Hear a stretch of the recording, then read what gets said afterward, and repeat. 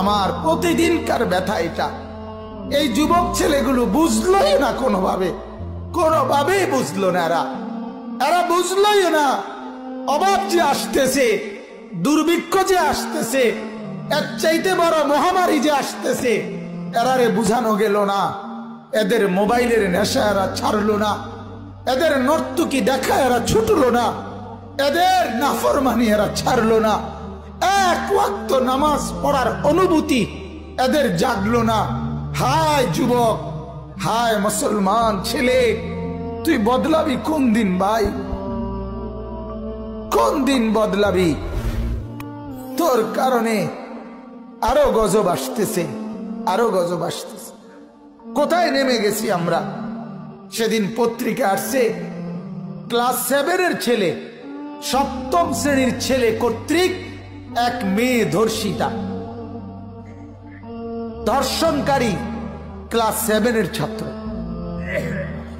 এই আমার বাংলাদেশ, এই আমার সোনার বাংলাদেশ, এই আমার দেশ। আহা, উলঙ্গপনার বেহায়াপনা দেখতে দেখতে, অস্থিরতার বেহায়াপনা দেখতে দেখতে যুবকগুলো বেসামাল হয়ে গেছে। আর মা বাপও হাল ছেড়ে দিছে, সবাই নিশ্চিন্ত হয়ে গেছে। আর কিছু লাগবে না, আর কিছু লাগবে না। শুধু টাকা দিয়ে সমাধান, শুধু বিল্ডিং দিয়ে সমাধান, শুধু ভিসা দিয়ে সমাধান, শুধু বিদেশের সমাধান, বিদেশ পাঠাইতে পারলে। আহা, আল্লাহ আমাদেরকে মাফ করে দেন, আল্লাহ আমাদের কলিজার মধ্যে বুঝ দান করেন। অনেক যুবক বলছো ভাইয়া, সবাইকে বলি, তোমরা আমার স্বজন, তোমরা আমার কলিজার সর্বোচ্চ মহব্বতের অংশ ভাই। যুবকদেরকে নিয়েই দিবারাত্রির সবচেয়ে বেশি ফিকির করি আমি। আমার কলিজার সবটুকু দরদ নওজোয়ান সাথীদেরকে নিয়ে। এই নওজোয়ানরা, আমি পরিষ্কার বিশ্বাস করেন, দিনের আলো যেমন দেখা যায়, আমি যেন পরিষ্কার দেখতেছি এই আজকের 20-25 বছরের যুবক ছেলেগুলো, তাদের এই নাফরমানির কারণে তারা তাদের জীবনে মস্ত বড় অভাব তারা জীবনে দেখবে। বিশ্বাস করেন, এই কথা মনে রাখো।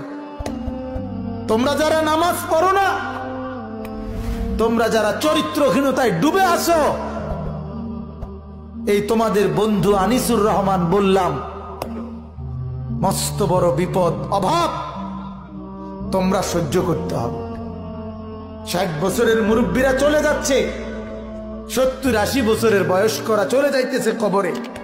আগামীর সমাজ তোমাদের হাতে, আগামীর বাংলাদেশ তোমাদের হাতে, আগামীর পরিবেশ তোমাদের হাতে।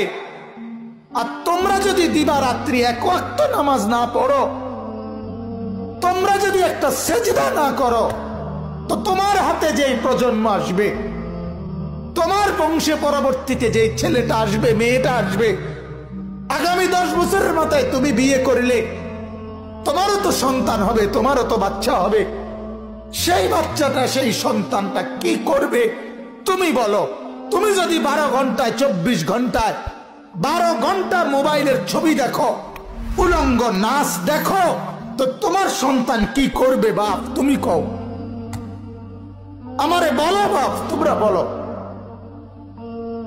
তোমার উপরে রহম করো, আগামী প্রজন্মকে নিরাপদে বাঁচতে দাও, আগামী সমাজটাকে বাঁচতে দাও। তোমরা তো বাঁচতে দিবা না, যা বোঝা যায়। বেসামাল ছেলে পেলে, বেসামাল, একেবারে বেসামাল। আল্লাহ আমাদেরকে মাফ করে দেন। সবাই আল্লাহকে ভুলে গেছি আমরা, সবাই আখিরাত ভুলে গেছি। লাভ লোকসান, পাওয়া না পাওয়া সব দুনিয়া, সব দুনিয়া। এজন্য আমার নওজোয়ান বন্ধুরা, এত শত যুবক দেখে আমি বললাম এ কথা।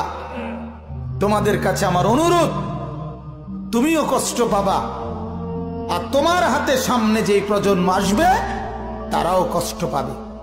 এটা আমার প্রতিদিনকার কথা।